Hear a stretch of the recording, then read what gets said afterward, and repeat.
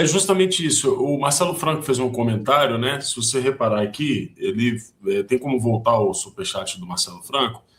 Ele fez um comentário falando o seguinte: olha, quanto à dosimetria e anistia, não resolverão, acabarão no STF.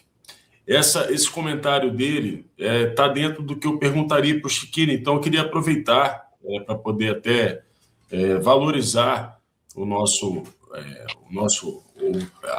ouvinte, o espectador, aquele que colabora com o programa. Eu queria encaminhar da seguinte forma para o Chiquini. Chiquini, essa dosimetria e essa anistia, uma anistia seria bem melhor, já sabemos, mas a dosimetria, segundo o Congresso, foi o que foi permitido. É um absurdo o que estamos assistindo. Sob o ponto de vista da sua defesa, foi impecável, eu concordo com o Marcelo, pelo fato de que você não fez a parte política ou publicitária dentro do tribunal. A defesa anterior do Felipe Martins, eu acho que não soube fazer a separação que o senhor soube fazer. Essa separação é muito inteligente. Dentro do tribunal técnico, fora do tribunal, fazendo o trabalho político, muitas vezes, de comunicação impecável, simplesmente impecável. Só que a imprensa falava que o Felipe era inocente. Salvo engano, eu escutei o Fernando Gabeira falando isso. Eu escutei vários jornalistas falando isso.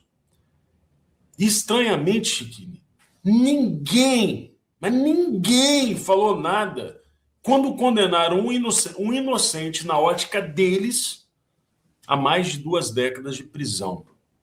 Ou seja, a mesma imprensa que questionava os métodos e o fato de que Felipe Martins não poderia ter sido preso porque não havia qualquer indício de crime, nada falou. Uma injustiça foi feita.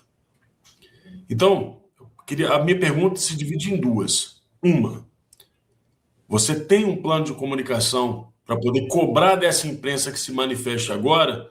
E a segunda, essa dosimetria que passou de todos os influenciadores, juristas na internet, o melhor comentário, eu acompanho o seu perfil no Instagram, foi o seu.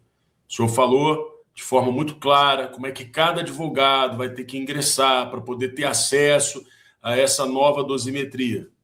O senhor já fez esse cálculo, se tratando de Felipe Martins, ele é alcançado por essa dosimetria?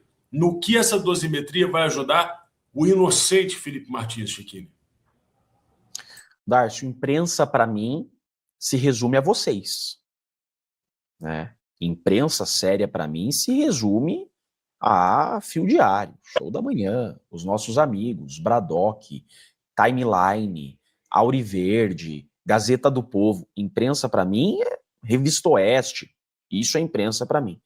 O resto, a gente sabe que pisam em ovos com o que vão fazer, né? E sabemos, né, que não podem falar muitas vezes o óbvio.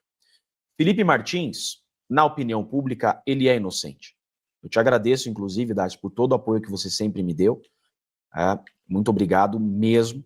Você é um amigo do coração e sempre me trazendo informações importantes, dicas, né? E adoro suas dicas. Você é um cara que eu admiro, muito inteligente. Eu vejo em você muita semelhança com o Felipe Martins. Deve ser por isso, né, que você também é aluno do professor Olavo. E eu digo o seguinte: o que nós temos pela frente agora é dar tempo ao tempo. A história do mundo não nos deixa enganar.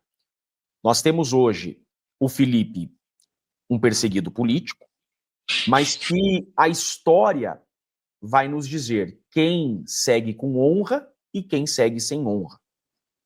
A gente sabe que um dia após o outro, esse vento vai virar e o Felipe Martins, uma hora ou outra, será testificado. Sabemos que isso vai acontecer.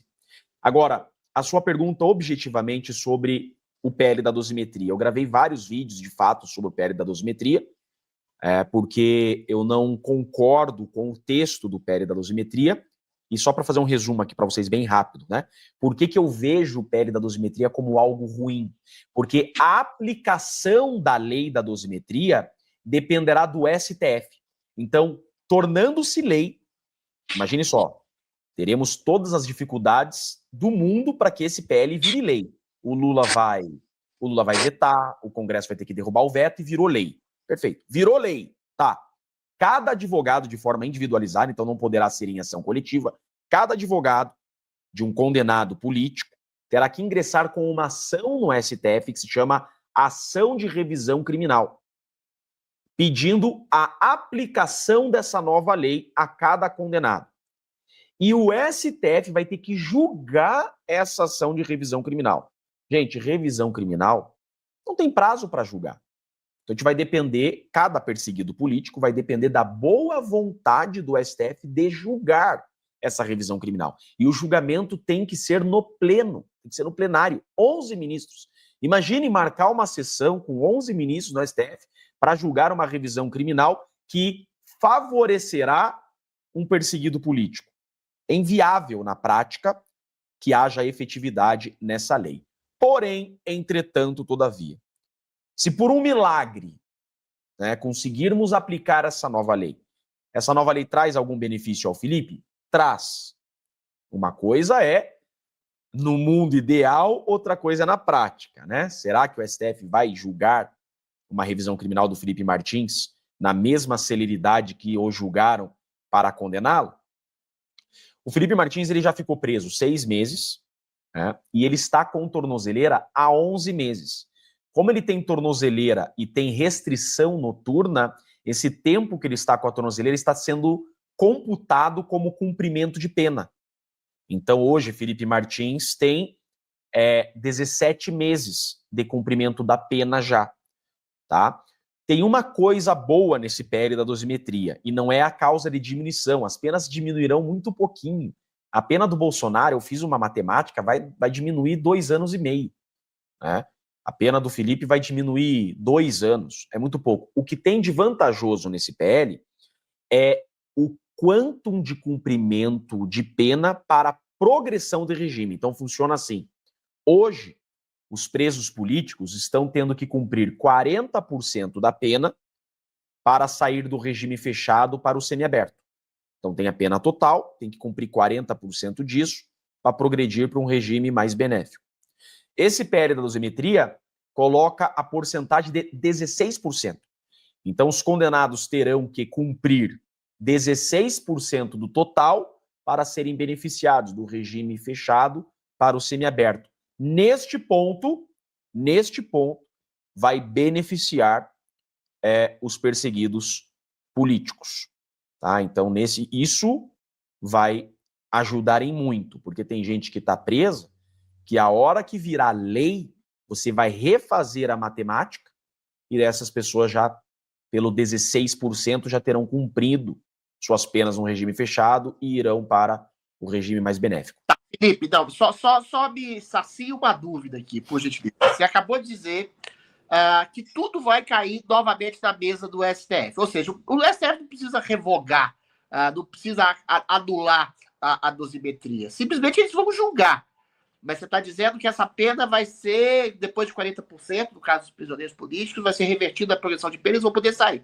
Mas não é que cada advogado de cada preso político vai ter que colocar na mesa do STF a possibilidade dessa dosimetria e o STF pode até negar ou pior, postergar ad infinitum até que essas penas sequer continuem a ser cumpridas. Ou seja, o que você está dizendo, mais uma vez, é muito grave. O STF, agora a gente entende, à luz do que você disse, e eu te agradeço muito por você dizer, esse acordão, esse suposto acordão entre o Alexandre de Moraes, o Lula, para colocar o Messias no STF e para regular as leis da dosimetria. Ou seja, o Alexandre de Moraes nem vai precisar de revogar a dosimetria. Ele simplesmente vai colocar na mesa, vai pesar os presos políticos, o que ele vai fazer, o que ele vai deixar de fazer. Ou seja, mais uma vez vai estar tudo nas mãos e nos tentáculos do STF, que pode aceder ou não a possibilidade da dosimetria para cada preso político. É isso que você está dizendo? Isso, Adri. Só que olha só, os presos terão que fazer revisões criminais, os condenados, tá? Por sorte, as revisões criminais não cairão na mão do Alexandre de Moraes, porque Sim. pelo regimento interno, o relator será da segunda turma. Porém, quem pauta a revisão criminal para julgamento é o presidente do STF.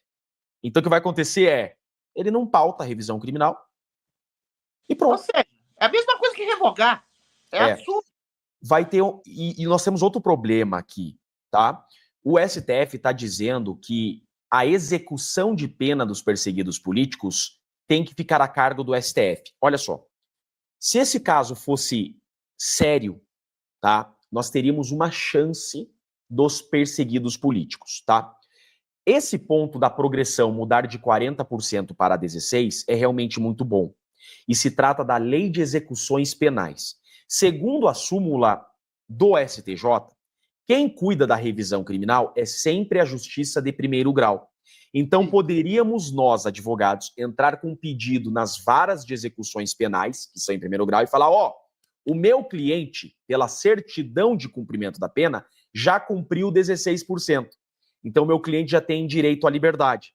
O juiz de primeiro grau, sabendo da realidade dos presos, ia fazer a matemática ali, 2 mais 2 igual a 4, o advogado está certo, solta.